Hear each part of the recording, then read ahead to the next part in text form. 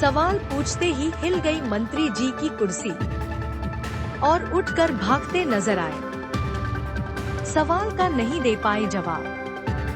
कटनी मध्य प्रदेश के सबसे बड़े आदिवासी जमीन घोटाले की गूंज ने सत्ता पक्ष की बोलती बंद कर रखी है।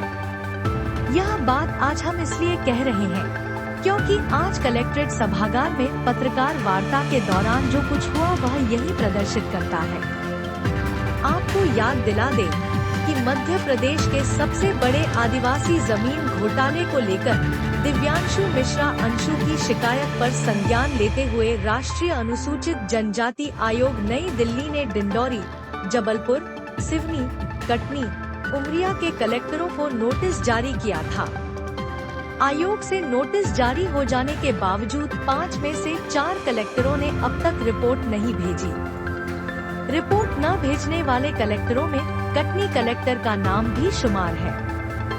कटनी जिले के प्रभारी मंत्री एवं प्रदेश के परिवहन एवं स्कूल शिक्षा मंत्री उदय प्रताप सिंह के आज कटनी आगमन पर जब पत्रकारों ने उनसे यह पूछा कि चारों आदिवासी कहां हैं, प्रशासन चारों आदिवासियों को अब तक ढूंढ क्यों नहीं पाया।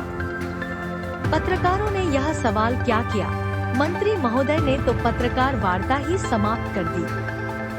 सवाल को नजरअंदाज करते हुए सर झुकाकर सभी का आभार जताया और फिर उठ के बाहर निकल गए।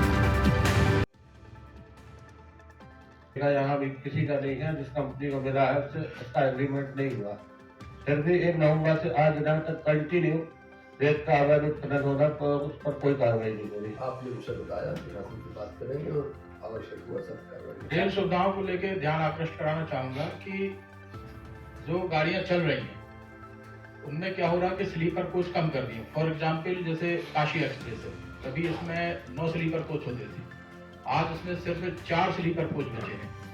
हर व्यक्ति की मध्यम वर्गीय यात्री की क्षमता नहीं होती कि ऐसी में सफर कर सके, तो इससे लोगों को समस्या हो रही और बहुत सी गाड़ियों में स्लीपर कोच धीरे धीरे कम हो रहे हैं, एसी बढ़ा रहे हैं। तो इस पर ध्यान देने की जरूरत है कि मध्यम वर्गीय लोगों की सुविधाएं जो है कम हो रही है। दूसरी बात यह कि पहले ये बात हुई थी कि सतना से लेके कटनी और कटनी से लेकर इटारसी की कुछ मेमू गाड़ियां चलाई जाएंगी। पहले 2 फास्ट एक पैसेंजर और फास्ट पैसेंजर चलती है, 2 बंद करके उसकी जगह 1 मेमू गाड़ी चलाई गई। मेमू गाड़ी कैपेसिटी कम है और जो पहले पैसेंजर गाड़ियां चलती थी वो कई जगह रुकती थी, तो उससे गरीब यात्रियों की जो सुविधाएं वो छिन गई हैं।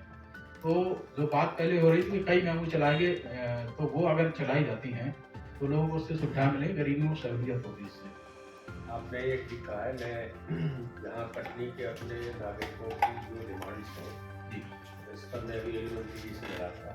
मेरी काफ़ी लंबा उनसे डिस्कशन हुआ है जी, जैसे बस टिकट का इशू आया, वो भी मैंने बात की। तो स्टॉपेज जो कोरोना के समय में बंद हो गए जी के बारे में बात की है। तो जो आपने कहा बिल्कुल, इस पर मैं एक बार देखता हूँ कि अगर ये जो जनरल कोचेज था इसको एक बार मैं और इस पर बात करेंगे जो आपने संज्ञान में लाया है। लेकिन रेलवे को लेकर के कटनी के बारे में रेल मंत्री जी काफ़ी उत्साहित भी हैं और मैं ऐसा मानता हूँ कि कटनी हम किसी माध्यम से आपको बुलाएंगे भी। कटनी बड़ा केंद्र है और रेलवे का एक बड़ा जंक्शन है, तो इस पर जो संभव प्रयास हो सकते हैं उस पर हम लोग लगे हैं और आपकी भावनाओं के अनुरूप ये विषय में उनसे बात करूँगा। मंत्री जी, 4 आदिवासी का मामला चल रहा है जो अभी तक, क्या वजह है कि प्रशासन उसको ढूंढ नहीं पा रहा है, जिनके नाम जमीन दे रही आदिवासियों की? मैं आप सबका हृदय से धन्यवाद करता हूँ। मध्य प्रदेश सरकार के प्रतिनिधि के नाते भी, जनसेवक के नाते भी, इस जिले का प्रभारी मंत्री होने के नाते सभी हमारे प्रदेश के वरिष्ठ हमारे नेता, इस क्षेत्र के लोकप्रिय सांसद, हमारे पूर्व अध्यक्ष आदरणीय वी शर्मा जी, संदीप जायसवाल जी, स्थानीय विधायक हमारे साथी आदरणीय संजय पाठक जी, आदरणीय पांडे जी, सबका और आभार व्यक्त करता हूँ और आपका सहयोग पूर्व की तरह मिले हुए हैं, मतलब मंत्री जी भी मिले हुए।